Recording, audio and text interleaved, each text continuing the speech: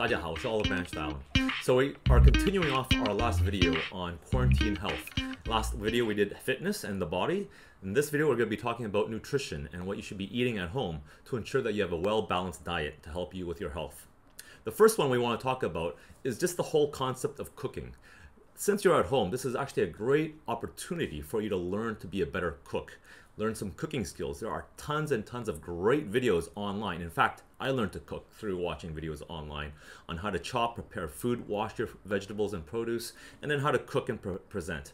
So I think this is actually a good time for you to learn, and you can make all kinds of food that you enjoy to eat. But the key thing is, guys, is to learn, start small and grow your skill set.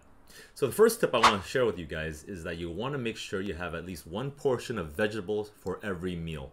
Especially if you're cooking, you should be able to have full control over what you're going to make to eat. And so you do definitely want to consider what vegetable I'm going to eat in this meal. By having one portion of vegetables for every meal, you're ensuring that you get enough vitamins and minerals, which is a very important aspect of a fully well-balanced diet. The second tip is that you want to make sure you have a good source of quality protein. Every day, you want to consider what's your protein intake. My recommendation is you always want to have some good free pastured eggs.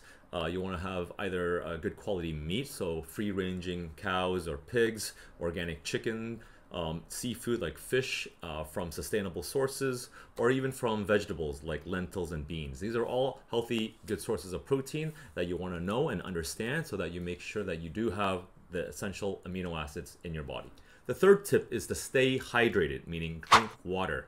Now, this is not relating to any other drinks, okay? I don't want you to consider drinking soda or juices as your source of hydration, okay? I'm just strictly talking about water. It's easy to get stuck in a workflow and hours go by without even a sip of water. So one easy way to track whether you're hydrated or not is when you go to the bathroom and number one, you can see the color of your urine. If it's a deep dark yellow color, that means you're dehydrated and you need to be drinking more water. If it's a very light yellow color, then that means you're properly hydrated. Very simple tip.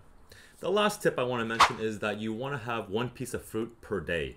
Now, fruit is actually a nice little treat. It's a little bit sweet, so you can actually use it as a dessert, okay? I do want to limit it to just one a day because I know a lot of people, they like to binge eat a lot of really sweet fruit like pineapple or mangoes. And this is not so good because it does contain high amounts of fructose, which is a type of sugar that's actually really not good for you.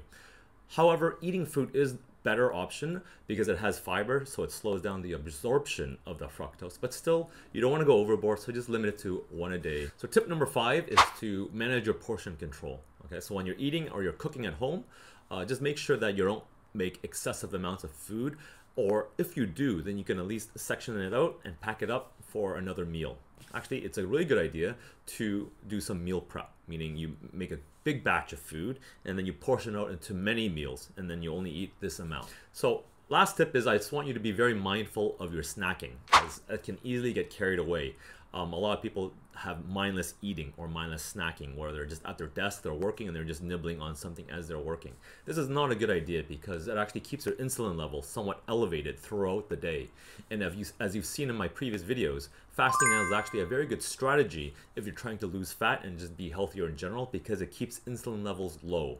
So snacking, if you can, avoid it altogether. If you really do want to snack, then I would suggest you have some healthy snacks around like some nuts and some berries like blueberries or strawberries around. Lastly, if you're not sure what you want to be cooking to be healthy, I do want to refer you back to my older video on how the holidays can hurt you, as I will talk about how different things that you're eating around the house, if you're not mindful, it can add extra pound to your weight.